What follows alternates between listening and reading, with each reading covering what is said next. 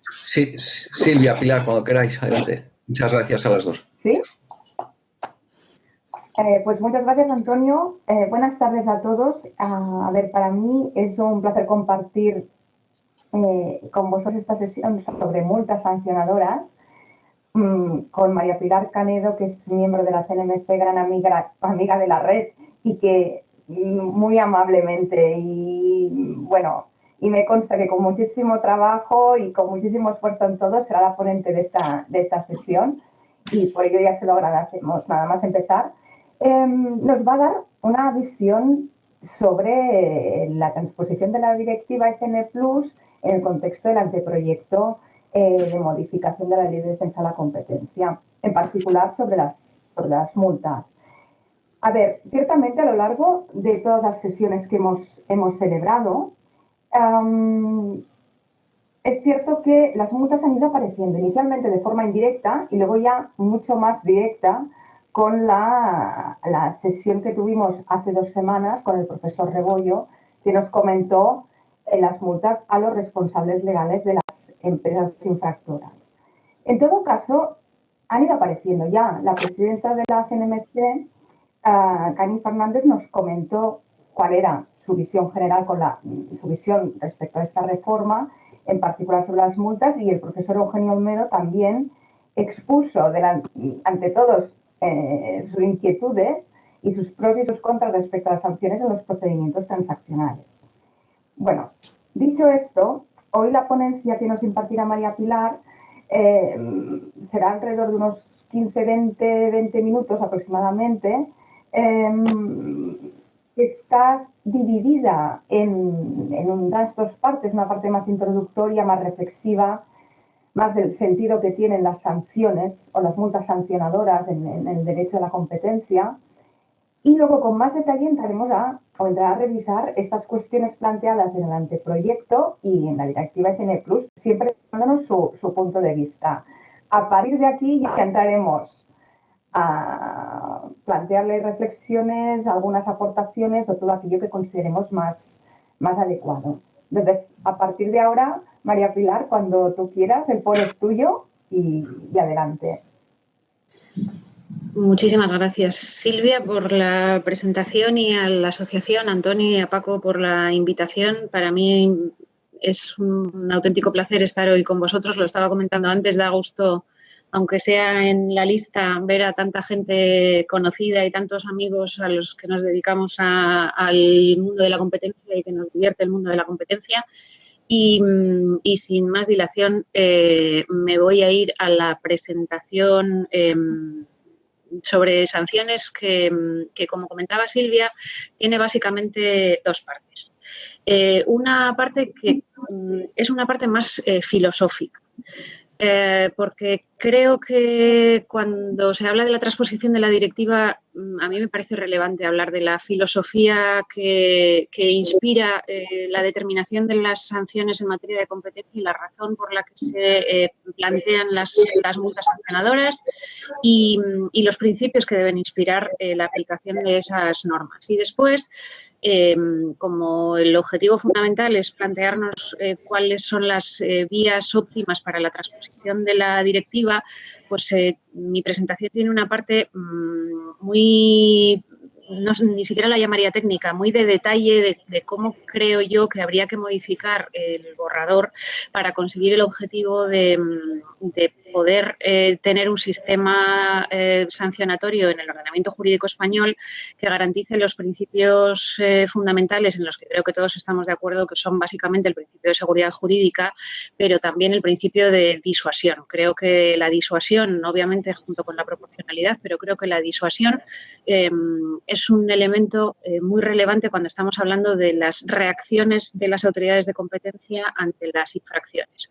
Y esa parte más introductoria comienza con este disclaimer que siempre se me olvida, y menos mal que lo incluyo en las presentaciones, planteando que obviamente las opiniones que yo voy a comentar en esta presentación son opiniones personales. Creo que es bastante conocido que que suelo tener opiniones personales sobre algunas cuestiones, aunque realmente pienso que en gran medida las opiniones que voy a plantear pues son coincidentes con los miembros del Pleno de la CNMC y con la tendencia de desarrollo que tiene la institución, pero que sí quiero subrayar de cara a que las opiniones que voy a plantear son opiniones personales. En cualquier caso, creo que cuando hablamos de sanciones no hay que perder de vista cuál es el objetivo. Y creo que el objetivo de las sanciones es conseguir, junto con otras herramientas, y eso vamos a comentar en un segundo, pero junto con otras herramientas creo que el objetivo de las sanciones es conseguir que los mercados funcionen de manera adecuada. Si los mercados funcionasen de manera óptima y de manera limpia, no sería necesaria la actuación de las autoridades de competencia, obviamente, y no sería necesaria la determinación de sanciones. Y la razón por la que es tan importante este objetivo pues son esas ventajas que en este foro, desde luego, no hay que subrayar, que genera la competencia en forma de innovación, en forma de redistribución de la renta, en forma de acceso de los más débiles a los productos y servicios de mejor calidad. Y entonces creo que no hay que perder de vista que lo que nosotros estamos buscando por medio de la imposición de sanciones es conseguir ese objetivo de que los mercados funcionen de manera más adecuada. Y creo que es imposible plantearse que una sanción es un fracaso. Creo que la imposición de sanciones es una de las herramientas más poderosas que tenemos para conseguir ese objetivo de ventaja para la sociedad que supone la competencia. Me he referido en la presentación a la más reciente de las sanciones que se han puesto por la Sala de Competencia de la CNMC, que es esta que se publicó la semana pasada, hace 15 días, 7 y pico millones de euros a dos empresas farmacéuticas que producen el radiofármaco PET, básicamente por un reparto de mercado en contratación pública. Estamos hablando de unas sanciones que oscilan entre un 7 y un casi 9% de volumen de negocios de las dos empresas. Y me ha parecido interesante traer a colación este tuit de Javier Serrano, que es un especialista en derecho de la contratación pública, que con una cierta sorna, que es muy propia suya, lo que plantea es que la CNMC apuesta por la compra pública socialmente estratégica.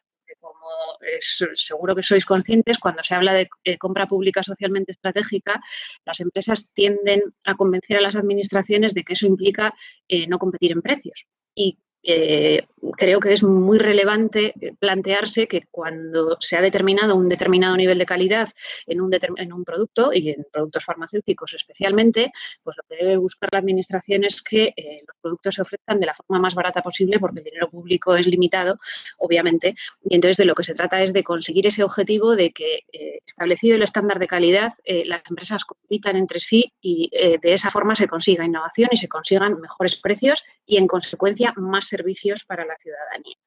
Y creo que poniendo sanciones podemos ayudar a conseguir ese objetivo. Esta transparencia de la OCDE plantea cuáles son las reacciones existentes en las distintas áreas geográficas del mundo cuando existen problemas de competencia. Y lo que tenemos que tener claro, y yo desde luego creo que es una herramienta con la que tenemos que trabajar a la hora de plantearnos los sistemas sancionadores, es que la promoción de la competencia es imprescindible. Yo creo firmemente en la promoción de la competencia. Los programas de cumplimiento también son muy relevantes, pero creo que el palo del que cuelga la zanahoria es casi inherente al sistema de funcionamiento. Si las empresas no tienen conciencia de que el incumplimiento puede conllevar una reacción seria por parte del ordenamiento jurídico, pues entonces la tendencia humana natural es a maximizar el beneficio. Y no hay que perder de vista que las empresas obtienen extraordinarios beneficios cuando llevan a cabo conductas contrarias a la competencia. Y entonces tenemos que romper un poco una tendencia, que no creo que este sea el foro en el que sea más común, pero sí desde luego lo es, lamentablemente, en muchos espectros de la sociedad, de que las sanciones son muy altas, de que son muy elevadas, de que es muchísimo dinero y que pobres empresas y que qué horror, porque obviamente creo que todos nosotros somos conscientes de que las sanciones lamentablemente en muchas ocasiones ni siquiera llegan a cubrir el beneficio ilícito obtenido por las empresas cuando cometen la infracción. Para conseguir todos esos objetivos, lo que tenemos es un conjunto de herramientas y planteo el conjunto general de herramientas fundamentalmente porque creo que no debemos centrarnos en una específica para conseguir el objetivo pretendido. Creo que las medidas de cumplimiento son fundamentales. Creo que el expandir la cultura de competencia entre las empresas, sobre todo en determinados ámbitos, es fundamental. Y soy consciente de que existen determinados operadores que llevan a cabo conductas sin tener una conciencia clara de su ilegalidad, aunque también creo que no hay que desconocer, no hay que ser naif y no hay que pensar que todas las conductas se cometen por desconocimiento. Entonces, creo que las medidas de compliance son muy relevantes, que las medidas de compliance útiles dan lugar a clemencia en algunos supuestos y que creo que si un programa de cumplimiento es serio y funciona, debe dar lugar a una clemencia. Los programas de clemencia, obviamente, tienen los objetivos y las ventajas que se han puesto de manifiesto. Lo mismo que la prohibición de contratar, a la que no me voy a referir, pero que me parece una de las herramientas que podrían ser más útiles para conseguir el objetivo de disuasión que buscamos. Desarrollar adecuadamente el papel de los facilitadores en nuestro ordenamiento jurídico me parece algo muy relevante, facilitadores en sentido amplio, tanto empresas particulares como administraciones, y aunque un poco fuera de nuestra caja, las reclamaciones de daños que creo que, digamos que cierran ese círculo de la disuasión, que es lo que nosotros buscamos. Pero obviamente de lo que toca hablar a mí más directamente hoy es de las multas sancionadoras. Y lo que voy a plantear es obvio que pueden ser a empresas y a directivos, como hace 2 semanas tuvo lugar la charla muy interesante del profesor Rebollo sobre directivos. Yo me voy a centrar específicamente en las de las empresas, aunque alguna mención haré a los directivos, y me voy a ir a las bases jurídicas. Y casi no se nota, quiero subrayar una palabra que parece muy inocua, pero lo que establece nuestro ordenamiento jurídico son pues los 3 niveles de gravedad de las infracciones, leves, graves y muy graves, con esas sanciones que se plantean de hasta 1, 5 o 10% del volumen de negocios total de la empresa infractora. Luego está la cuestión de las asociaciones y las entidades respecto de las que no se puede determinar el volumen de negocios. Pero me parece extraordinariamente relevante la redacción que se ha dado a este artículo, porque creo que de esa redacción se derivan algunos de los problemas a los que nos hemos enfrentado en la determinación de las sanciones, como diré a continuación, y como lo que yo voy a plantear fundamentalmente es qué podríamos hacer a futuro, pues creo que subrayar la palabra hasta para mí va a ser muy relevante. Y el artículo 64, también de sobra conocido, que plantea los criterios de determinación del importe de las sanciones, con una serie de conceptos jurídicos, en algunos casos más determinados que en otros, pero que no sigue esa estructura más clásica del derecho de la Unión Europea de la duración y la gravedad de la infracción, aunque ciertamente en los distintos criterios que se recogen en el artículo 64 pues, se puede deducir, la duración está recogida expresamente y la gravedad se deduce, bueno, pues el resto de características que el legislador español ha considerado relevantes a la hora de determinar el importe de las sanciones. Es cierto que este es un artículo que contiene una serie de criterios, más los agravantes y las atenuantes, pero que pues, se ha puesto de manifiesto a lo largo del tiempo que no genera el suficiente nivel de seguridad jurídica. Antes, cuando hablábamos de los valores a los que tendemos a proteger en las autoridades de competencia, yo planteaba específicamente el de la seguridad jurídica. En las multas a directivos, bueno, pues ya comentaba lo que se planteaba la semana pasada. Yo quería irme un poco a las bases de cuáles son las fines generales de las sanciones administrativas y penales. Y me iba a esos principios de prevención y de retribución, que son los principios clásicos que inspiran los sistemas sancionadores en nuestros ordenamientos jurídicos. Fundamentalmente la prevención, es decir, que no se produzcan conductas que son contrarias al interés general, y la retribución en el sentido de retribuir a la sociedad por el daño que esa infracción ha causado y que es el objetivo fundamental de las sanciones administrativas o de las sanciones penales, que no están vinculadas con la retribución o la compensación por el daño causado a los afectados. Y creo que estos dos objetivos deben inspirar el cambio normativo al que nos vamos a enfrentar. basándonos en unos principios determinados, un poco más concretos, que son el principio de disuasión respecto de la infracción. Lo que buscamos es que no se cometan infracciones tan nocivas para el interés general, y la proporcionalidad también referida a la infracción cometida, es decir, que la sanción que se imponga debe ser proporcional al desvalor generado por la empresa concreta en el interés general. Y ante esta situación, pues lo que tenemos es que si tenemos un sistema que no genera multas lo suficientemente relevantes, es cierto que entendidas en el conjunto de todas esas herramientas, pero si no genera multas suficientemente relevantes, pues lo que tenemos es a los gatos durmiendo, y cuando los gatos duermen, pues los ratones bailan.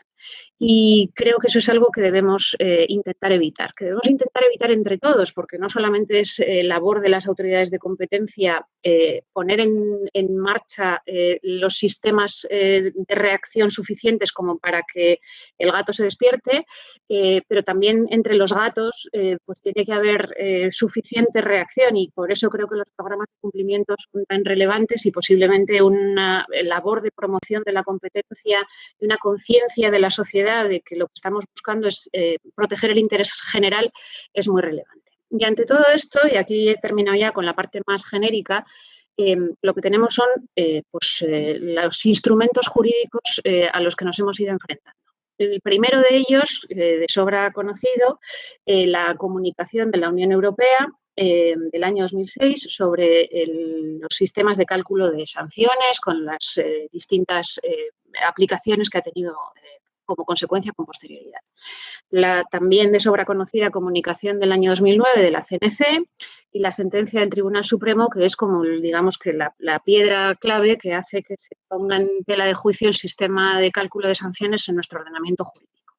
Y en esta sentencia yo sí he querido centrarme en algunas cuestiones concretas, en algunos párrafos concretos, porque esta sentencia, de la que hemos hablado mucho, creo que es necesario releerla en este momento en el que lo que nos estamos planteando es un cambio normativo. Esta sentencia tiene una parte muy positiva que dice que el parámetro de cálculo es el volumen de negocios total de la empresa infractora, pero es cierto que también dice que la palabra hasta, esa que yo subrayaba en el artículo 63, se repite muchas veces y plantea el hecho de que el artículo 63 esté redactado de forma que dice que las sanciones pueden ser de hasta el 10% de volumen de negocios, pues lo que plantea es un límite máximo que parte del volumen de ventas a efectos de cálculo de la sanción. Y entonces, lo que plantea esta sentencia es que esa forma de redactar el artículo 63 tiene como consecuencia que lo que se estaba haciendo en la comunicación, que es lo que se describe en este párrafo de la sentencia también, determinar el importe básico de la sanción en relación con la infracción determinada, y por eso yo subrayaba tanto la relación de proporcionalidad respecto de la infracción, y después plantear un coeficiente de ajuste con el 10% de volumen de negocios, es algo que es aceptable, si veis la redacción de este párrafo, es aceptable con la redacción que tiene el artículo 23 del Reglamento 1/2003, es decir, la base normativa para determinar el cálculo de sanciones en la Comisión Europea, pero no es coherente con la redacción del artículo 63 que dice hasta en 3 ocasiones hasta. Entonces, lo que plantea esta sentencia pues es lógicamente que el artículo 63, tal como está establecido, lo que establece es un umbral de 0 a el 10% de volumen de negocios, y que tal como está redactado el artículo 63, lo que se establece es ese margen de actuación que no permite una interpretación discordante. Me parece muy relevante también, con vistas a ser respetuoso con el dictado de la sentencia en aras de proponer modificaciones normativas, plantear que no solamente el problema está en el hasta, de que la redacción del artículo 63 establezca ese límite máximo y que los tantos por cientos estén vinculados con ese límite máximo, sino que también plantea la posibilidad de que un sistema sancionador que no tenga un límite máximo determinado plantee problemas de constitucionalidad y entonces hace una comparativa con el derecho penal. Pero la sentencia dice esto que he puesto en otro tamaño de letra y en otro color porque me parece lo más relevante, que es que otra cosa es que el legislador nacional, dentro de su margen de configuración normativa, hubiera decidido adoptar de modo expreso y reconocido pautas de fijación de sanciones parecidos a los que se establecen en el artículo 23 del Reglamento de la Unión Europea. Es decir, lo que dice la sentencia no es que no se pueda hacer una comunicación, no es que no se pueda determinar el cálculo de sanciones considerando la proporción respecto de la infracción cometida con ese cap del 10% de volumen de negocios de las empresas, sino que el artículo 63 está redactado de forma que no permite esa interpretación. Y en esa tesitura lo que tenemos ante nosotros es la directiva ECN+, por entendernos.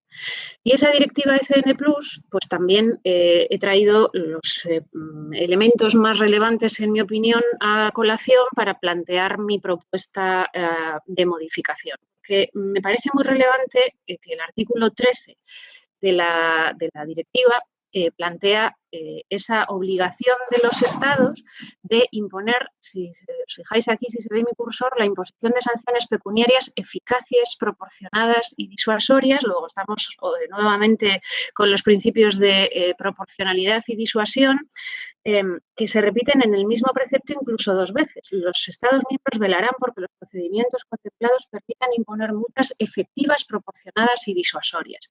Proporcionadas respecto de la infracción y disuasorias respecto de la conducta, cosa que creo que es extraordinariamente relevante. Me parece muy importante también subrayar que el artículo 14 de la propia directiva establece unos criterios de cálculo de la sanción que se fijan como parámetro esencial en la gravedad y en la duración de la infracción. Y creo que esos dos parámetros deben estar reflejados con la relevancia que tienen en esta directiva en la transposición que se realice de la misma. Aquí nuevamente tenemos esa referencia a las asociaciones, referencia a la forma de cálculo de las multas, establece unos criterios generales y me parece nuevamente otra cuestión formal muy digna de subrayar que hay otro artículo diferente, que es el artículo 15, que es el que impone no la forma de cálculo de la sanción, sino el importe máximo que puede tener la multa, lo cual pone de manifiesto eso que el Tribunal Supremo decía que no hace nuestro ordenamiento jurídico. Es decir, en la directiva hay tres artículos distintos. Uno que dice los criterios, otro que dice los criterios de cálculo y otro diferente que dice cuál es el importe máximo de la multa.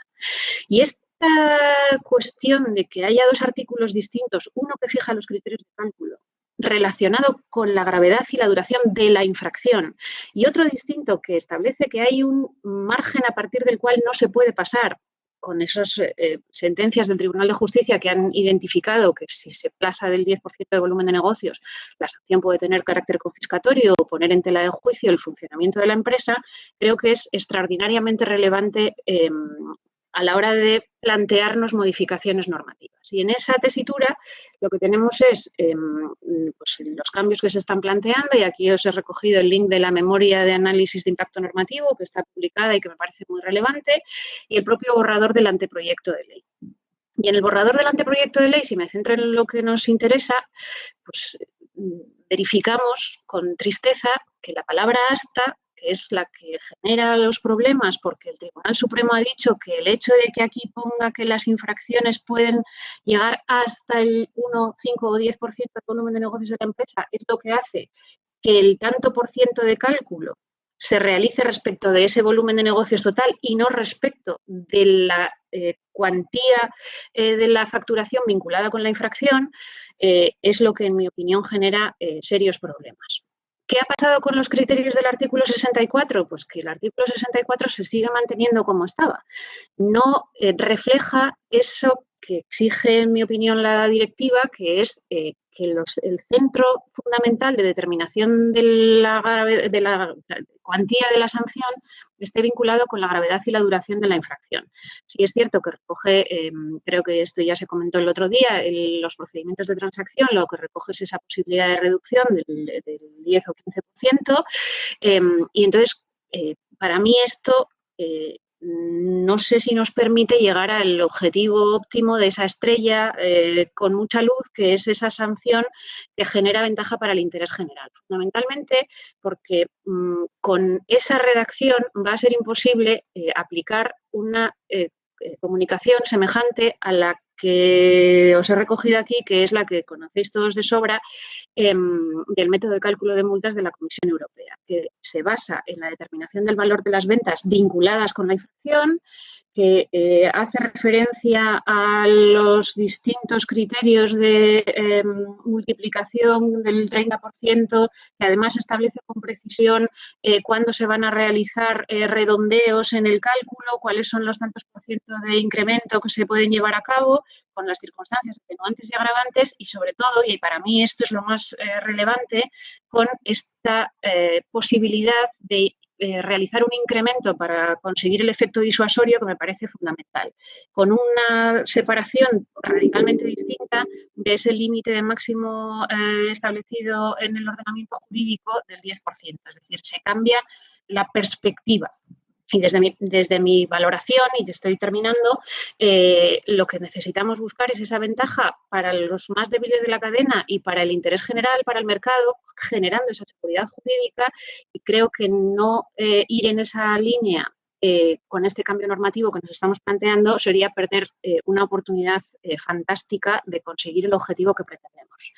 Me he pasado 2 minutos del tiempo, lo siento, pero con esto he dicho todo lo que quería decir. Muchas gracias. Muchas gracias a ti, Pilar, por esta excelente presentación que nos ha dejado a todos con las ideas bastante claras en cuanto a el objetivo de las sanciones, el tema de la prevención y la retribución o redistribución a la sociedad, y luego el planteamiento que tú haces, sobre todo en materia del cálculo de las multas, hasta famoso que sigue apareciendo en el artículo 63 y que te puede generar más debate y más conflicto a la hora de determinar o calcular la determinación de la sanción. Entonces, antes de que empecemos a ver alguna cosa en el chat, que Paco Marcos ha comentado alguna cosa sobre el principio de seguridad jurídica, exactamente, Paco, no sé lo que querías decir cuando lo has escrito, pero yo, si quieres, me lo aclaras. Mira, está aquí ya, está aquí. Paco, no, a mí me gustaría aclarar a Pilar qué es lo que quiere decir ella con el principio de seguridad jurídica, ¿no? Porque Jesús Alfaro siempre dice que en cualquier discusión de derecho mercantil, cuando la respuesta que das a una pregunta es principio de seguridad jurídica, puedes una de dos, o acertar o no decir nada.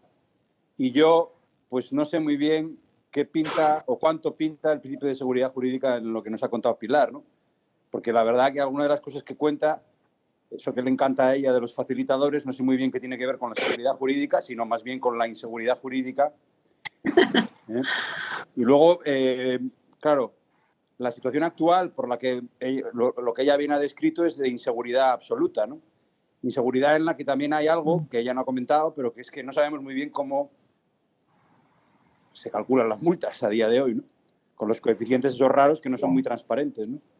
Y no sé muy bien, aparte de reformar la ley, que yo creo que introduciría sin duda más seguridad jurídica, siempre vamos a tener un margen de discreción que la autoridad tendrá para fijar el importe de la multa, y que yo no sé si ahí tiene que haber seguridad jurídica, porque básicamente esto de que la multa sea absolutamente predecible, yo no sé si es un valor que tengamos que conseguir con el sistema. Pero bueno, no sé, yo no me dedico a eso, yo simplemente pienso. Pilar es la que es muy buena la metáfora del palo y la zanahoria, la verdad. Ella es el palo, sin duda. Gracias. Gracias, Paco. Pilar, ¿querías tú comentarle algo a él? Yo me veo más zanahoria, fíjate. Sí, a ver, yo creo que, quiero decir, mi obsesión con el principio de seguridad jurídica se deriva, obviamente, de algo que creo que Paco comparte absolutamente. Creo que los criterios del artículo 64 son, pues no lo suficientemente precisos como para permitir conocer cuáles son los criterios que llevan a la autoridad a determinar unas sanciones respecto de otras. Yo no he hablado en absoluto de sanciones a personas físicas, pero si efectivamente la propuesta que tenemos encima de la mesa se acaba aprobando, pues lo que tenemos es una posibilidad de imponer sanciones desde no imponerlas hasta imponer sanciones de 3 euros hasta imponer sanciones de 400.000. Y creo que ese margen de discrecionalidad resulta excesivo. Y entonces creo que es conveniente que sean transparentes los criterios que se van a utilizar para determinar esas sanciones. Entonces, me parece que el principio de seguridad jurídica es fundamental en este ámbito. Y desde mi perspectiva, cualquier sistema de cálculo de sanciones puede ser criticable. Y creo que no hay que tender a un sistema que sea una calculadora. Creo que no sería razonable plantearnos la posibilidad siquiera de que exista un sistema de cálculo que permita prever con precisión decimal cuáles son las multas que se van a imponer. No creo que ese sea el objetivo que pretendemos, pero sí me parece razonable que los criterios que se utilizan por parte de la autoridad de competencia para precisar ese margen de discrecionalidad amplio, muy amplio, que tenemos las autoridades de competencia, sean públicos y sean aceptados por la autoridad correspondiente y sean conocidos por los operadores, lo cual no lleva a que tengamos una calculadora, porque entre otras cosas lo que tenemos son conductas que van cambiando con el tiempo y la valoración que la sociedad hace respecto de las conductas también cambia con el tiempo y las conductas de las empresas también cambian con el tiempo. Entonces no creo que sería razonable plantear un sistema que cierre absolutamente todos los criterios, pero no siendo eso así, me parecería lógico acudir a un sistema previsible. Y me parece todavía mejor que ese sistema previsible sea compartido de manera más o menos general por un número importante de países miembros de la Unión Europea. Porque como yo partía de la base de que la multa óptima no existe y que cualquier sistema tiene lagunas y en todos podemos buscar problemas, pues creo que el hecho de que sea un sistema compartido entre los países miembros de la Unión Europea pues puede evitar, entre otras cosas, un shopping.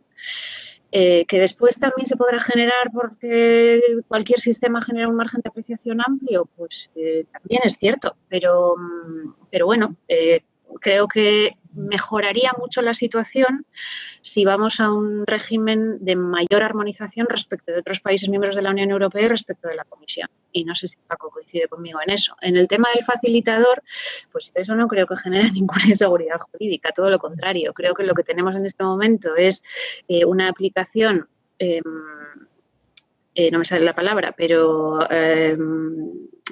por mimetismo con otras áreas del ordenamiento jurídico, con un respaldo directo de las sentencias Troija ante el Tribunal de Justicia y que ya además ha sido confirmado por el Tribunal Supremo en varias ocasiones, y creo que sería razonable incluirlo en la propia legislación, en la propia ley. La semana pasada en la conferencia de multas de personas físicas se habló un par de veces de esa posibilidad, incluso de plantear la posibilidad de que cuando el infractor sea una administración, cosa que a Paco no le va a gustar, se sancione a la persona física y que se desarrolle la capacidad que tiene la persona física que interviene en la administración de intervenir en la infracción y de ser sancionado como persona física, y creo que eso es algo muy positivo. Bueno, yo si ya decimos que es un bodrio el Tribunal de Justicia de la Unión Europea, yo esto ya no lo quiero decir. Ya no entramos, ¿no, en esto? Bueno, y Marcos Naranjo, pues incidía también lo mismo, ¿no? Porque te preguntaba si creías que basta el nivel de concreción que tiene la actual ley o si tenemos que ir a unas reglas de cuantificación exacta, al céntimo o al cálculo exacto.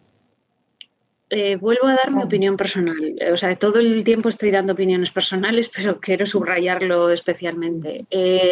Mi opinión es que no sería imprescindible que el legislador hiciera más que redactar el artículo 63 en los términos del artículo 23 del Reglamento 1/2003 y que después se podría aprobar una comunicación exactamente igual que lo ha hecho la Comisión Europea. Y creo que eso permitiría un mayor margen de flexibilidad que puede ser muy positivo por las razones que planteábamos antes. Es decir, que la realidad va cambiando de manera importante y lo previsible es que no haya modificaciones legislativas a la misma velocidad. Entonces, no creo que sería imprescindible que hubiese una modificación, o sea, una introducción de criterios más allá de la gravedad y la duración en la legislación. Pero sí me parece que lo que debería decir el artículo, o sea, el equivalente al 64, que ahora no sé qué número va a tener, es que los criterios esenciales son la gravedad y la duración de la infracción y que la reacción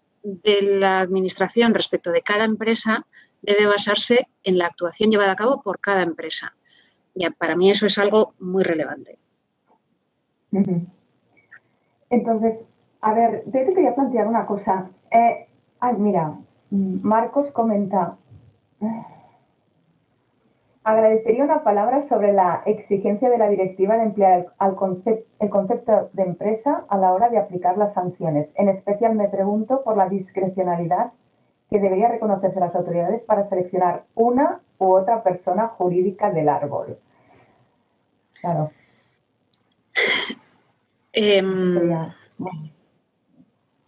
Yo en esto soy maximalista, la verdad. Creo que lo razonable es que la Administración se dirija contra,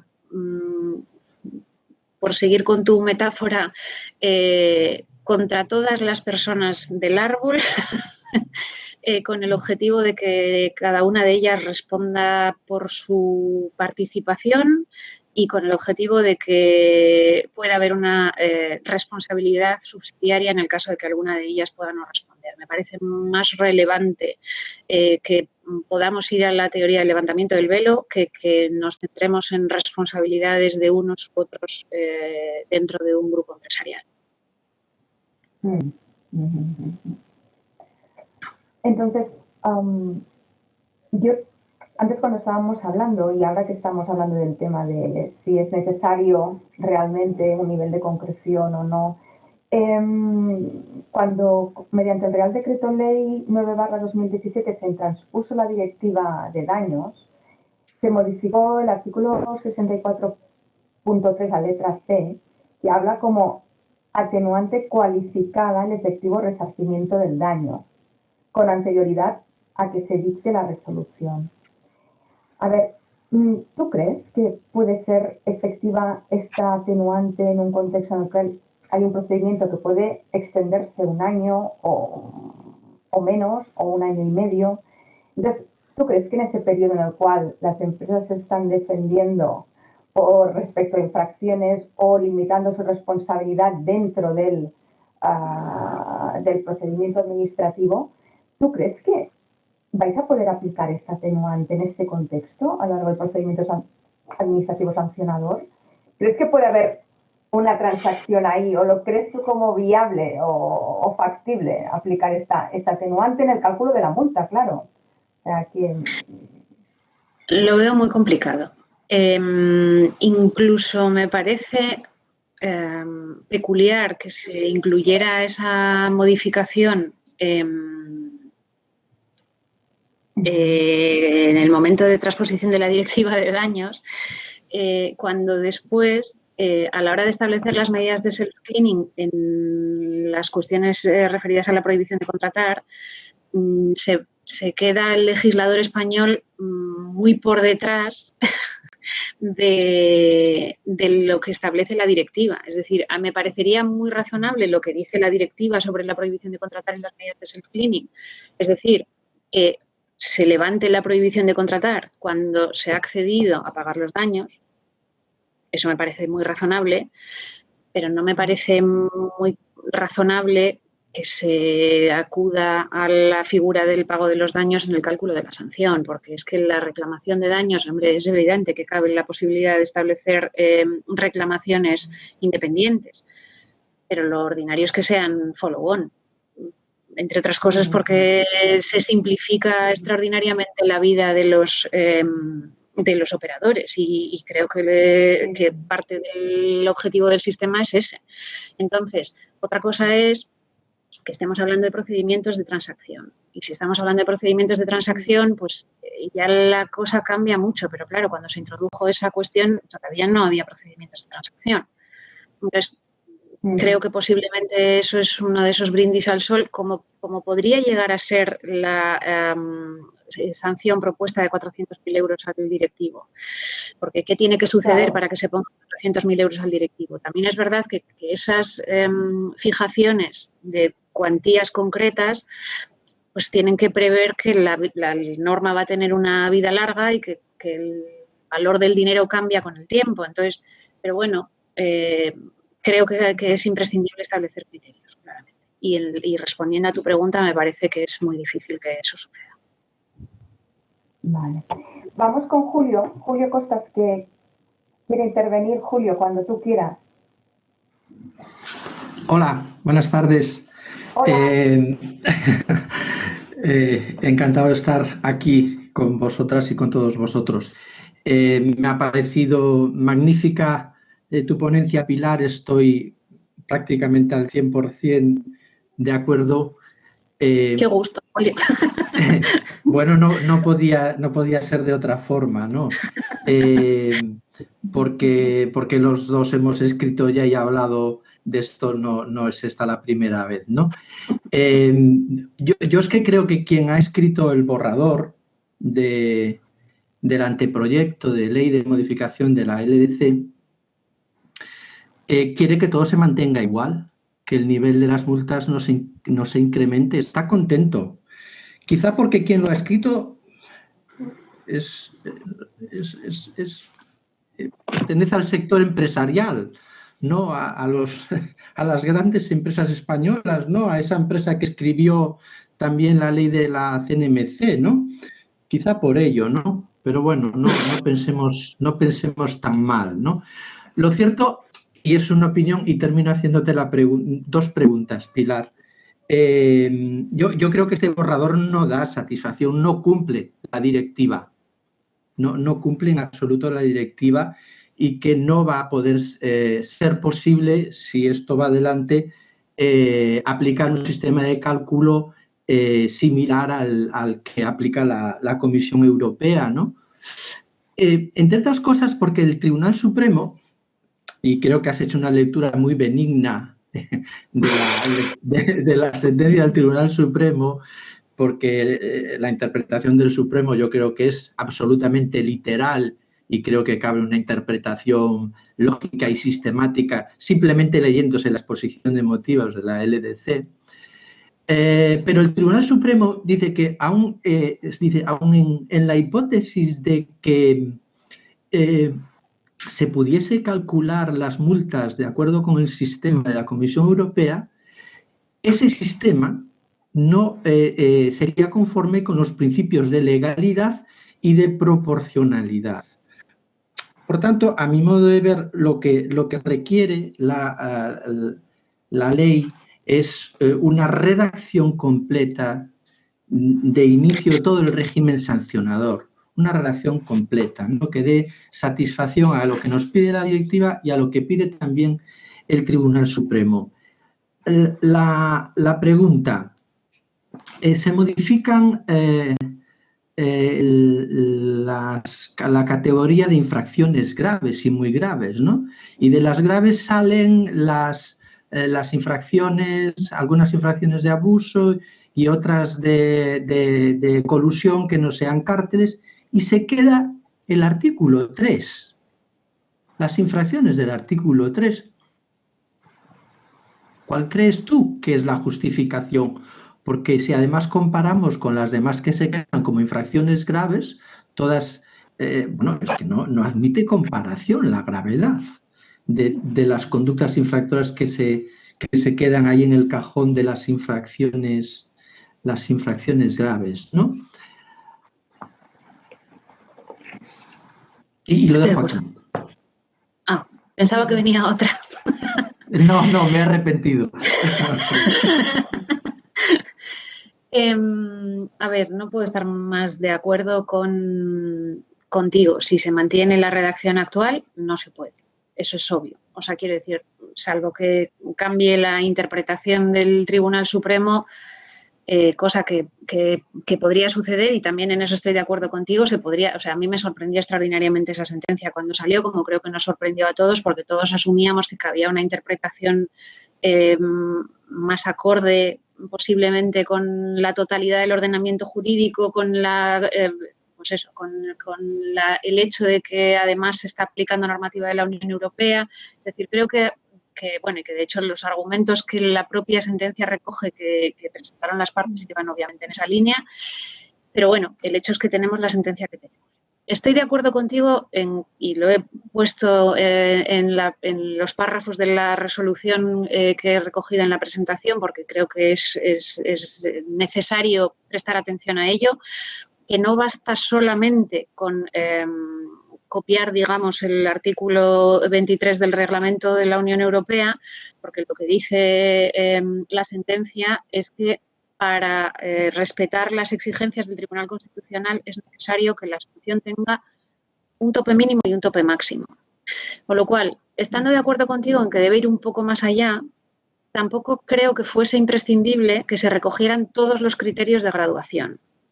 Lo que sí creo es que tiene que tener un estándar máximo. Y entonces lo que creo que sería razonable es establecer el estándar máximo partiendo del máximo que puede derivarse de la comunicación de la comisión. Es decir, que el estándar máximo no tiene por qué estar vinculado con el volumen de negocios de la empresa, creo. Creo que cabe la posibilidad de establecer un estándar máximo vinculado con el volumen de ventas y con los multiplicadores correspondientes. Entonces, no creo que fuera imprescindible hacer un desarrollo completo de todos los criterios de graduación, pero sí creo que para ser muy respetuosos con la sentencia del Tribunal Supremo, para que no se planteen problemas a futuro, habría que poner un tope máximo de la sanción, que creo, en mi opinión, debería estar vinculado no con el volumen de negocios total de la empresa, sino con la infracción. O sea, la proporcionalidad, desde mi perspectiva, debe ser respecto de la infracción, no respecto del volumen de negocios de la empresa. El establecer tipos sancionadores partiendo del volumen de negocios de la empresa genera muchísimas disfunciones, genera muchas injusticias, porque la empresa puede dedicar a la conducta infractora un 1% de su actividad o puede dedicar un 99% de su actividad. Y el hecho de determinar un 3% de volumen de negocios total de la empresa, en un caso, pues obviamente da lugar a una respuesta totalmente incompatible con el otro. Y creo que eso está muy bien, está por lo menos adecuadamente resuelto por la comunicación de la comisión, pero no en nuestro ordenamiento jurídico. Y entonces creo que eso puede dar lugar a muchas discusiones. Y lo que también creo es que sería bastante razonable irnos a un sistema de establecimiento de infracciones graves y leves, como hace la Comisión Europea, no establecer esa división en tres que tenemos en nuestro ordenamiento jurídico, como hace el ordenamiento europeo. Pero bueno, eso ya trasciende del ámbito de las sanciones, por eso yo no lo he mencionado, pero me parecería mucho más razonable que hubiese solo dos categorías, como existe en el sistema de la Unión Europea. Y desde luego, en lo que estoy absolutamente de acuerdo contigo, o sea, yo creo que lo que ha sucedido es que se ha intentado tocar de la ley lo menos posible y solamente se ha tocado, aunque quiero decir, a media frase me he dado cuenta de que no es verdad, pero se ha tocado fundamentalmente aquello que viene exigido por la directiva. Lógicamente, como en el derecho de la Unión Europea no hay equivalente al artículo 3, esta es la cosa, pues entonces no se ha hecho referencia al artículo 3. Y yo creo que el artículo 3 puede tener un efecto interesante en el objetivo de garantía del interés general. Y estoy de acuerdo con Julio en que posiblemente no sea la mejor de las técnicas legislativas. Y Paco ya sabe lo que yo opino del artículo 3. Yo creo que el abuso de dependencia económica ya sé que hay mucha gente que lo derogaría, pero a mí me parece que el abuso de dependencia económica debe utilizarse porque me parece que da mucho juego. No sé si está por ahí Carmen Esteban, que me apoya en esta tesis, pero a mí me parece, y pues eso, es la única forma de sancionar eléctricas y es la única forma de sancionar muchas conductas de operadores que sin tener posición de dominio, sin embargo, tienen un poder respecto de otros operadores más pequeños a los que les imponen determinadas condiciones sin que esos otros operadores se puedan juntar porque entonces decimos que hay un acuerdo entre operadores. Y creo que eso es algo que tenemos que utilizar. Con lo cual yo no quitaría el artículo 3 de la ley. Pero sí me parece que es importante cuestionar no solamente aquellas cuestiones de nuestra ley que vienen derivadas de la directiva, y de hecho las transacciones son un ejemplo. La directiva no habla de transacciones y en nuestro ordenamiento jurídico se han incluido porque se ha querido incluir. Aunque se podrían haber hecho otras modificaciones, pero salvo en algunas cuestiones puntuales, por otras razones distintas, el hecho es que se ha tocado simplemente aquello que viene determinado por la directiva. Y creo que habría que, todavía creo que tenemos un cierto margen. Yo confío en que haya modificaciones todavía respecto de este borrador. Mira, Alfonso Rincón de MLab Abogados dice que en las resoluciones sancionadoras de los últimos años uno diría que hay poca diferenciación en los porcentajes sancionadores entre las distintas empresas que son sancionadas en un mismo expediente. Entonces dice, ¿no cabría realizar una mayor diferenciación en el tipo sancionador aplicado a los distintos infractores? Pues mira, yo creo que eso es cierto en algunos casos y totalmente contrario a la realidad en otros. Creo que hay bastante diferencia en la determinación de los tipos en aquellas infracciones en las que intervienen muchas empresas respecto de infracciones, por ejemplo, en las que solo intervienen dos.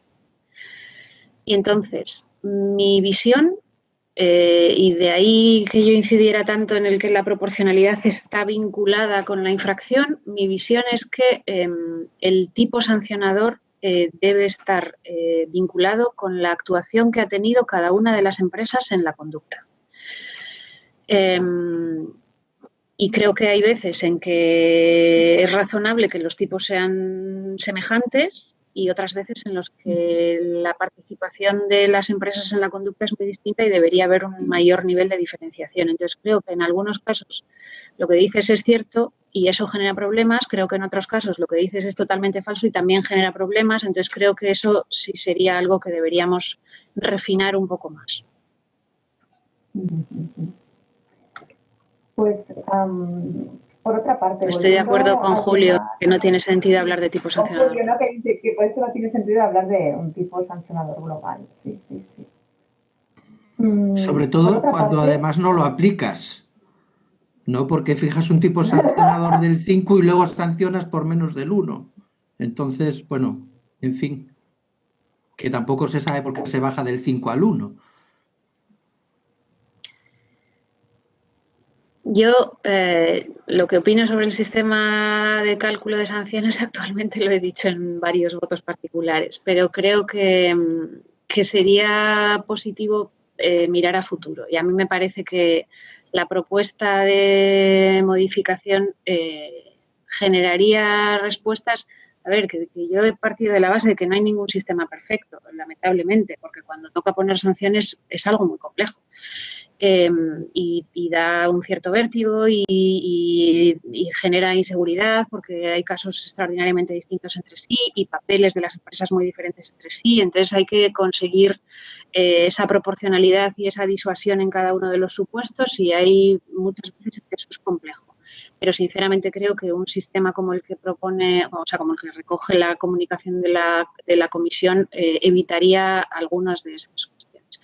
También es verdad que el hecho de que las sanciones se calculen con el volumen, o sea, en un tanto por ciento respecto del volumen de negocios total de la empresa, puede generar el problema que acaba de decir Julio. Es decir, si una empresa dedica un 0,5% de su actividad a la infracción y le pones un 7% de su volumen de negocios total, estarás determinando una sanción injusta.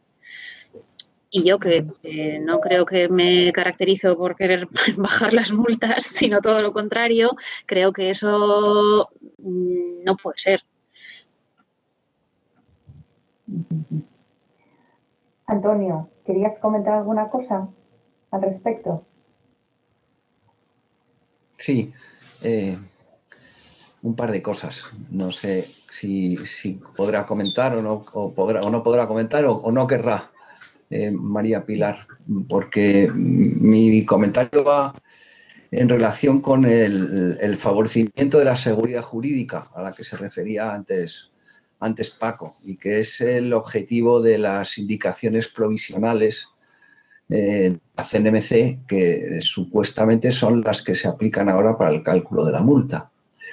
Yo creo que, en primer lugar, por el propio procedimiento que se establece en estas indicaciones, es muy difícil conseguir esa seguridad jurídica. Lo que es peor, o lo que es casi peor, es muy difícil garantizar que se alcanza un efecto disuasorio al calcular la multa. Y si las multas no son disuasorias, pues no sirven para nada, porque sale rentable cartelizarse, por ejemplo. Los beneficios ilícitamente obtenidos son superiores a la multa esperada, pues me compensa seguir infringiendo la ley, que es lo que aparentemente está sucediendo. Pero por otra parte, desde un punto de vista formal, esa seguridad jurídica no sé hasta qué punto se puede alcanzar con un documento como el actual, que no es una comunicación aprobada por el Consejo, que yo sepa, por lo menos. Yo no sé si esto ha cambiado, pero es un documento que inicialmente no fue aprobado por el Consejo, no sé si ha sido aprobado después, no sé si lo firma la Dirección de Competencia o qué tipo o qué naturaleza jurídica tiene estas indicaciones. Dejando a un lado ya la opacidad del método de cálculo concreto de las distintas partes que componen ese tipo general.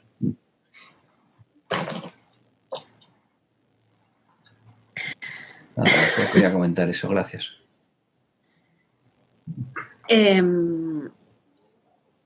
A ver. No es pregunta, Pilar, no, o sea, no.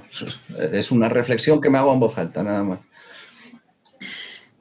Yo creo que lo que hay que intentar es generar un sistema que contribuya a generar seguridad jurídica y creo que sería muy conveniente que tengamos un régimen que nos permita aprobar una comunicación, en mi opinión personal, como la que existe en la Comisión Europea.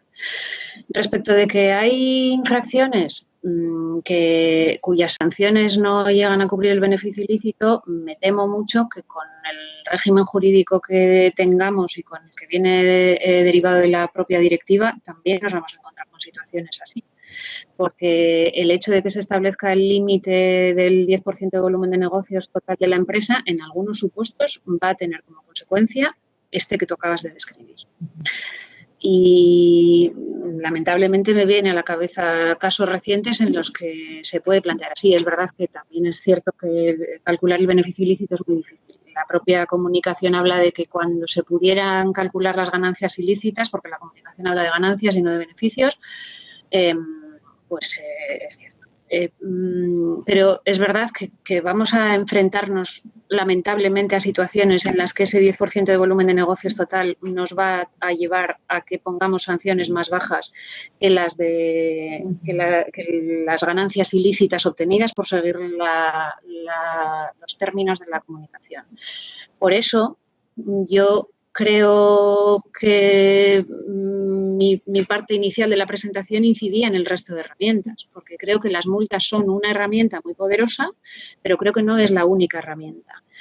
Creo que las sanciones a directivos, que el otro día se plantearon cosas muy interesantes, con algunas de las cuales estoy muy de acuerdo y con otras, la verdad, no, porque creo que las sanciones a directivos, que yo también pienso que deben calcularse considerando la conducta llevada a cabo por cada uno de los directivos, tienen un objetivo muy diferente de la sanción a las empresas.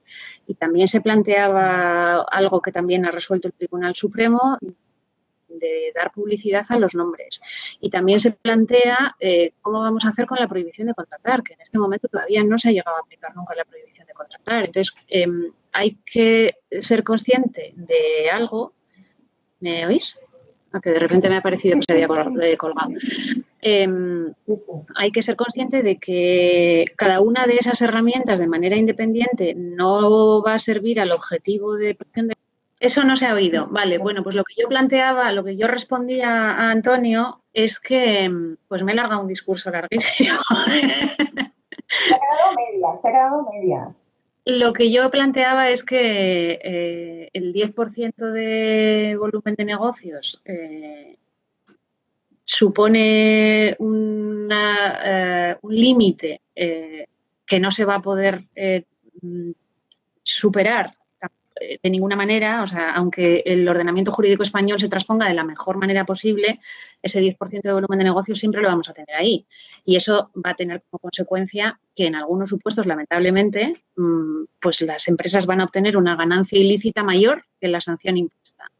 Y lo que yo planteo es que esa es la razón por la que resulta imprescindible que utilicemos todas las herramientas en nuestra mano para reaccionar ante las infracciones.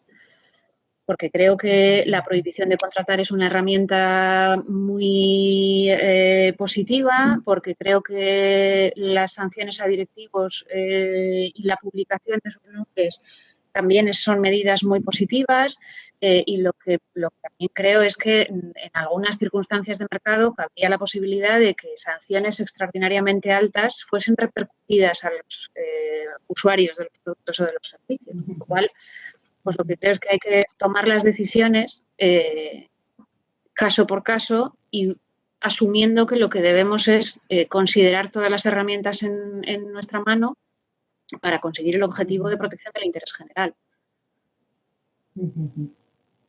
Pues Susana, de la Autoridad Catalana de Competencia, Susana Grau, preguntaba qué opinábamos en relación a aquellos casos en los que es factible determinar el beneficio ilícito y este excede el 10% del volumen de negocios. En estos casos, ¿cómo las autoridades de competencia van a conseguir efecto disuasorio real? Y Marcos decía que eso no debería ser un problema si se reclamaban los daños. Pero bueno, Susana rebate diciendo que estamos a las expensas de iniciar acciones privadas de daños. Estoy de acuerdo con ambos.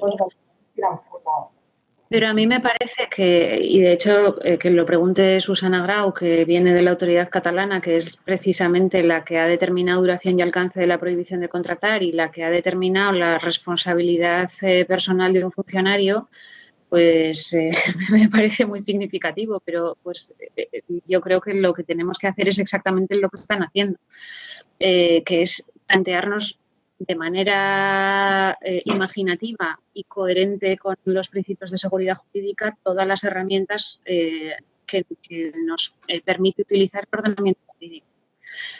Y entonces me parece que la sanción en algunos supuestos va a ser insuficiente.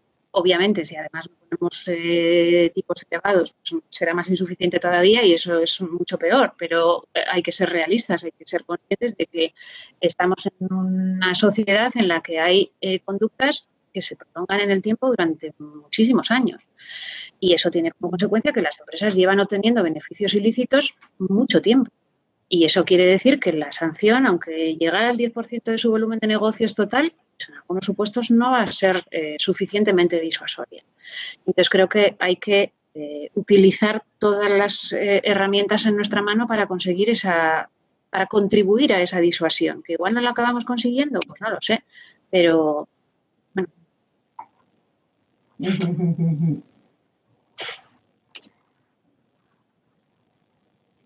Bueno, y Marcos antes preguntaba si podrías decir algo sobre la posibilidad de que el procedimiento de transacción incorpore una cierta negociación sobre la multa.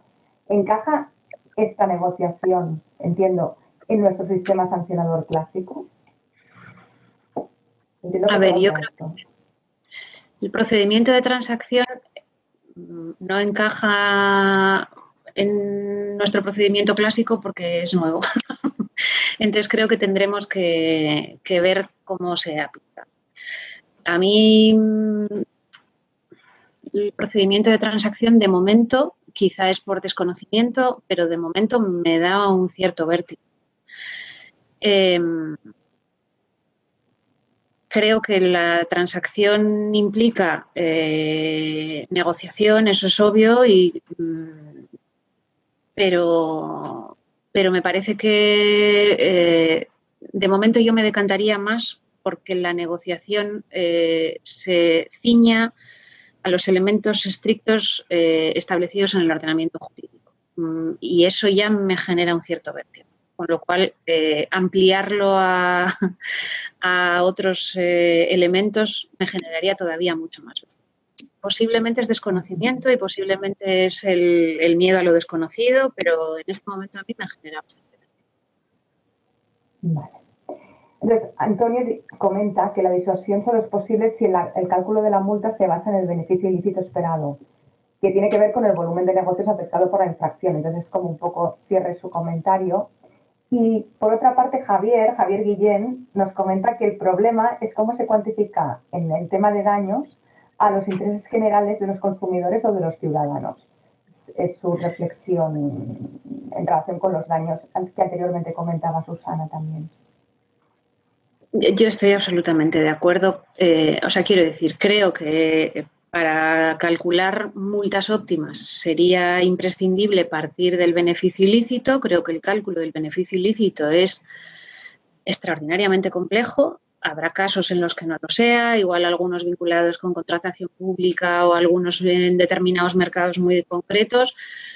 Podría ser, pero hay que ser realistas. Yo no creo que podemos establecer un sistema sancionatorio basado en un criterio que prácticamente siempre es imposible de conseguir, de calcular con precisión.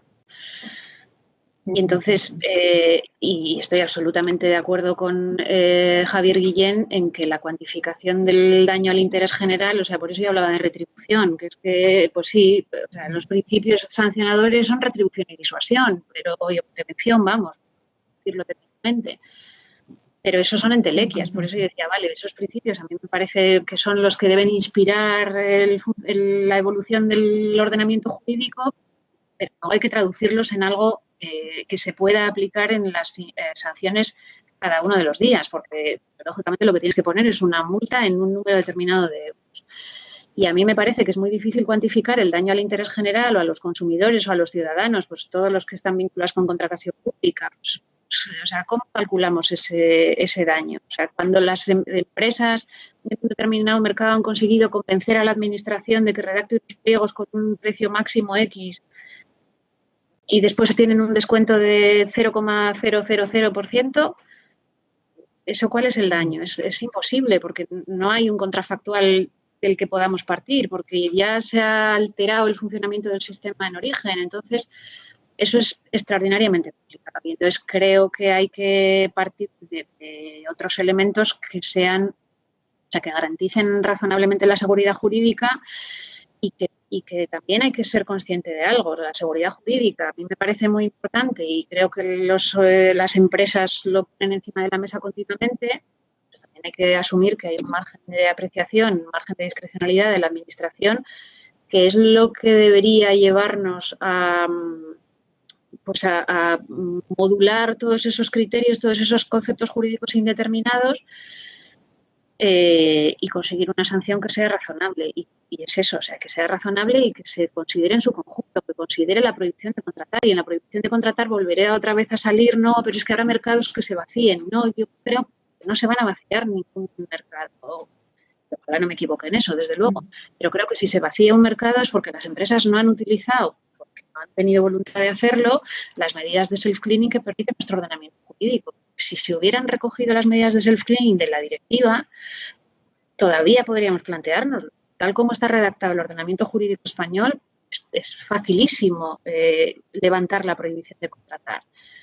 Entonces, bueno, pues creo que hay que hacer una visión de conjunto de todas esas cuestiones.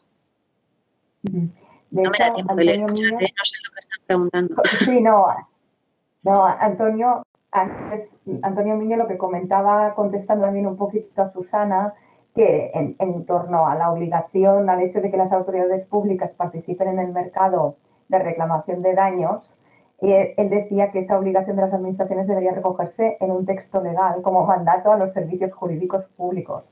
Entiendo que venía a colación del comentario de Susana. A ver, a mí me parece bueno, que nuestra labor de promoción debe llevar, o sea, sin llegar a que sea una obligación, que tampoco me parecería nada descabellado, pero desde luego creo que nuestra labor de promoción debe llevar a que las administraciones reclamen daños. Tenemos muchos casos de contratación pública y creo que es imprescindible que las administraciones. Y luego tenemos a José Luis de Alcaraz, que pregunta que por qué el anteproyecto no transpone los artículos 4 y 5, independencia y recursos, de la directiva ECN+. Dice, ¿no sería el momento de modificar la ley de defensa de la competencia y la ley 1/2002 para perfeccionar el sistema español de defensa de la competencia, tanto CNE, la Comisión Nacional y las autoridades autonómicas? A ver, yo creo que la independencia de los organismos es fundamental. Creo que la ley 1/2002 se puede modificar, lo mismo que se pueden incluir las transacciones, pero creo que la directiva no habla de la ley 1/2002. Pero me parece, o sea, desde luego no seré yo quien no subraye la relevancia de la independencia de los organismos, tanto personal como de medios. Pero no sé hasta qué punto una ley puede garantizar la independencia absolutamente. O sea, creo que esa es una cuestión extraordinariamente compleja y obviamente los sistemas pueden contribuir a conseguir objetivos. Pero bueno. Julio, antes comentaba que necesitábamos un concepto de sujeto infractor que permita sancionar a personas físicas y jurídicas que colaboren o auxilien, incluso de forma pasiva, en conductas anticompetitivas, no solo acuerdos. Se lo ha comentado él anteriormente. Estoy totalmente de acuerdo con eso.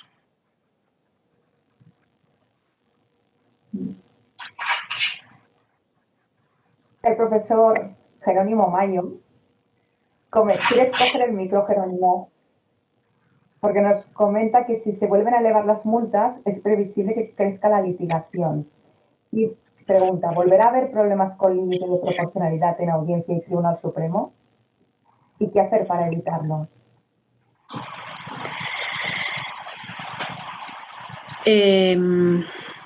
Mi percepción es que lo que hay que hacer para evitarlo es explicar bien lo que supone la proporcionalidad. De ahí mi obsesión por vincular proporcionalidad con infracción. Yo creo que resulta imprescindible ir a un sistema en el que la sanción, o sea, el tipo sancionador se calcule respecto de la infracción cometida. Y que después de eso se haga una valoración, o sea, una verificación para ver si el tanto por ciento, o sea, si el montante de la sanción determinada puede poner en tela de juicio la viabilidad de la empresa. Y eso se calcula con el 10% de negocios. Pero el hecho de que se calculen tipos sancionadores respecto del volumen de negocios total genera problemas de falta de proporcionalidad, por arriba y por abajo. Porque siempre hablamos de proporcionalidad, o quiero decir, siempre hablamos. Últimamente se habla de proporcionalidad cuando la sanción se considera elevada. Pero desde mi perspectiva, una sanción puede no ser proporcionada a la infracción cometida porque sea excesivamente baja. Entonces, si tú estás sancionando a una empresa por debajo del beneficio ilícito obtenido, desde mi perspectiva, esa sanción no es proporcionada a la infracción cometida. Entonces, lo que creo que hay que hacer es una labor. De ahí que cuando yo me planteaba preparar esta presentación me haya dedicado 10 minutos a hablar de filosofía. Es que creo que esa filosofía es fundamental para conseguir que no se cuestionen las sanciones porque sean de un número X de cifras. Porque es que da la sensación, yo para preparar esta presentación he estado mirando cuántas sanciones se han puesto en los últimos años en la CNMC y ha habido años de 400 y pico millones de multa. Y entonces dices, ¡hala, qué barbaridad! 400 y pico millones. Eso no quiere decir absolutamente nada. Quiere decir que la CNMC trabaja, eso es obvio. Pero lo que yo necesito ver es la vinculación entre la sanción a cada una de las empresas con la infracción que ha cometido cada una de las empresas y si la multa es muy baja, esa multa es desproporcionada y si la multa es muy alta también es desproporcionada. Entonces creo que es imprescindible transmitir a la sociedad y al Poder Judicial también que de lo que estamos hablando es de la parte de filosofía que tenía esta presentación. Yo soy perfectamente consciente de que los tribunales anulan muchas sanciones, que es lo que acaba de decir Paco, que es lo último que he visto en el chat. Sí, ya lo sé. Bueno, es decir, si la infracción se confirma y lo único que se reduce es la sanción, para mí eso no es un fracaso absoluto del sistema, porque para mí lo más relevante de una infracción de competencia, o sea, quiero decir, lo más relevante de una resolución en la que se declara una infracción de competencia es que la infracción pare. Porque la infracción en sí misma genera un extraordinario daño, directo e indirecto. Entonces, creo que es imprescindible que esa infracción se paralice. Y después de eso, consigamos poner sanciones que además castiguen. En última instancia, el efecto de disuasión y el efecto, o sea, los principios esos esenciales del derecho sancionador en parte implican un castigo. Pero de lo que se trata es de que no se vuelvan a cometer. Entonces, bueno, creo que todos esos elementos hay que tenerlos en cuenta. Entonces, que las sanciones se anulen porque sean altas, pues yo tampoco estoy tan convencida de eso. Es verdad que dan más vértigo las sanciones altas que las bajas, pero asumo que los órganos jurisdiccionales no van a anular una sanción porque les dé vértigo. Creo que si somos capaces de establecer unos criterios claros, previsibles para las partes, previsibles para los tribunales y que sean con los que el poder discrecional que tiene la autoridad de competencia sea objeto del control necesario, pues no deberían generar un nivel más alto de acciones. Y Julio insiste en esto que ni hay multas altas ni se multan los sectores regulados. Entonces sigue un poco pues con esta línea de la proporcionalidad y... Yo lo que puedo decir es que la semana pasada pusimos una sanción del 8,9% de volumen de negocios a una empresa, sin reducción ninguna, y que en sectores regulados existen expedientes incoados. A ver, yo creo...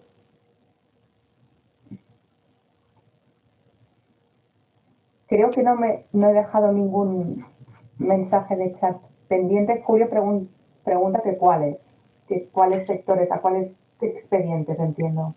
En el sector energético se han incoado algunos expedientes recientemente. Están en la web. Está ahí, no se puede decir más. Bueno.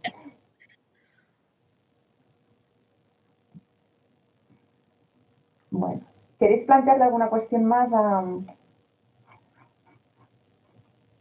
Pilar? Antonio dice que si se dejan las cosas del tema tal y como está, pues que es lo que parece que surge del proyecto, pues que no vamos a aprovechar la oportunidad que tenemos ahora con la transposición de la directiva ECN+. Yo estoy de acuerdo con eso. O sea, de hecho, el objetivo de mi intervención fundamentalmente era transmitir esa idea, que creo que es absolutamente imprescindible que se aproveche esta oportunidad, que la ley de defensa de la competencia no se modifica, bueno, empezando por el principio que deje de llamarse de defensa de la competencia, porque aquí no solamente estamos hablando de defensa, sino también de promoción. Pero que creo que hay que aprovechar esta modificación normativa para mejorar en todo lo posible. José Luis de Alcaraz había levantado la mano en un momento. No sé si quiere decir algo. De acuerdo con Jerónimo también, que plantea que hay otros temas. Yo hablo de este hoy, pero estoy de acuerdo, hay muchas cosas que modificar.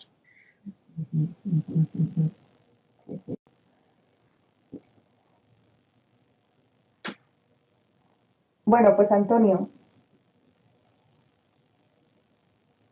si no hay ningún otro comentario. Tenías a José Luis, creo. José Luis.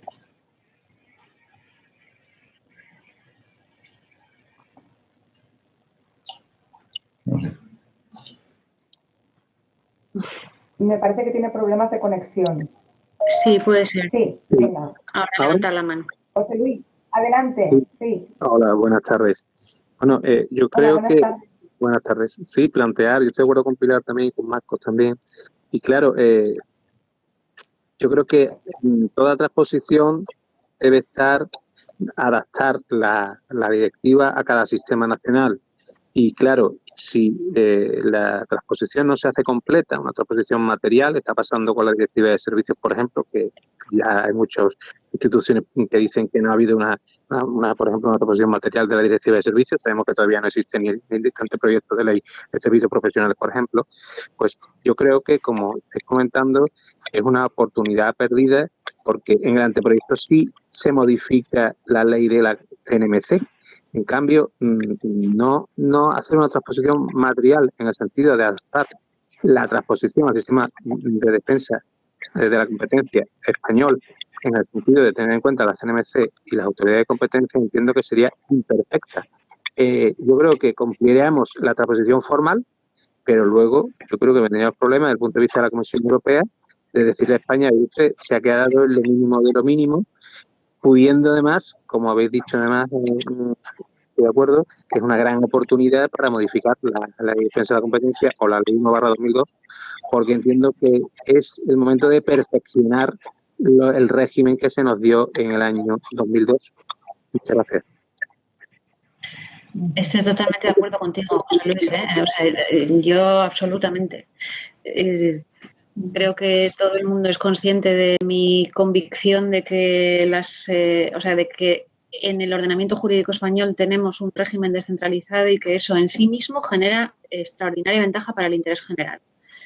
Y que lo que hay que hacer es intentar maximizar las ventajas que genera ese sistema descentralizado y sacarle el máximo partido a ese sistema descentralizado. Y quiero decir que yo hago por convicción absoluta referencia continua al trabajo de las autoridades autonómicas cuando creo que hacen un trabajo interesante, que creo que es en muchísimas ocasiones. Entonces, estoy totalmente de acuerdo en que lo mismo que se han incluido en esta modificación, cuestiones que no vienen directamente vinculadas con la directiva, se podrían incluir otras modificaciones como las que planteas. O sea, yo en eso no tengo ninguna duda. Otra cosa es que vengan exigidas por la directiva. Eso, pues hay algunas cuestiones que creo que sí y otras que puede ser que no. Pero me parecería muy pertinente también hacer una valoración de si se modifica la ley 1/2002.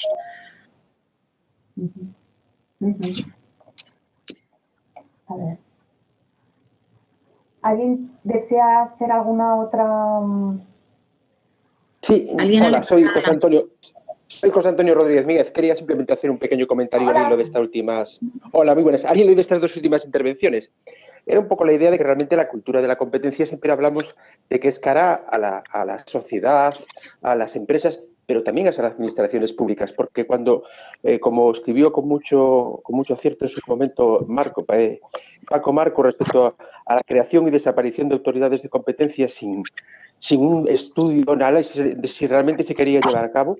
Lo cierto es que cuando se crea una autoridad de competencia y no se le deja ser independiente o no se le dota, ese ámbito, el ámbito que esa autoridad de competencia defiende, queda absolutamente desasistido, porque la CNMC no puede entrar en él, porque tiene una autoridad autonómica existente. Y si esta autoridad no tiene capacidad, todas las infracciones que se cometan en ese ámbito están por lo menos más difícilmente perseguibles y, por tanto, estamos en una zona de peligro. Yo creo que en ese sentido, creo que la intervención de José Luis respecto a que el sistema solo funciona si todas las patas funcionan. No olvidemos que la directiva ICN Plus se sacó o se inspira en realmente buscar un equilibrio entre todos los Estados miembros. Trasladando ese mismo razonamiento, si en España hay ese equilibrio, debería aprovecharse la oportunidad para buscar ese equilibrio, ya no a nivel solo de Estado, sino a nivel dentro de la propia España. Nada más. Muchas gracias y interesantísimo, como siempre. Lo suscribo también al 100%. Bueno, pues muchas gracias a todos. Creo que no me dejo nada más en el chat. Aunque Marcos Araujo insistía en que había una vinculación entre la limitada regulación de la cuantificación de las multas y sus anulaciones. Y en todo caso, pues... También estoy de Antonio, acuerdo no con sé. eso.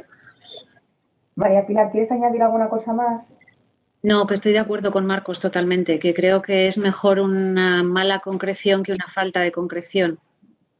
Y que al final, si se concreta y se hace una guía, pues se llegará a acuerdos y esos acuerdos convencerán en parte a todo el mundo y totalmente posiblemente a nadie, pero que se generará esa seguridad jurídica en la que yo incidía desde el principio. Pues bien, Antonio, ¿quieres tú despedir la sesión entonces? No, bueno, daros las gracias simplemente. Muchas gracias, María Pilar, muchas gracias, Silvia, muchas gracias a los asistentes. Nos pasamos 4 minutos. A mí me gusta ser puntual para que la gente sepa a qué hora empezar y a qué hora irse. Y muchas gracias a los dos. Únicamente recordar que la semana que viene tratamos el tema de la modificación del control de concentraciones con Jerónimo Maillo y Luis Miranda. Muchas gracias a todos. Muchas gracias, un placer. Enhorabuena a todos, enhorabuena.